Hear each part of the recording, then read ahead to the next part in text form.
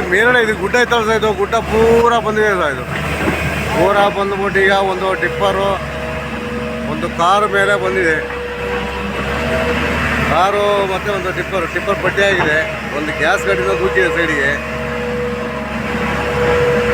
ಈಗ Hitachi work ಮಾಡ್ತಾ ಇದೆ ಸರ್.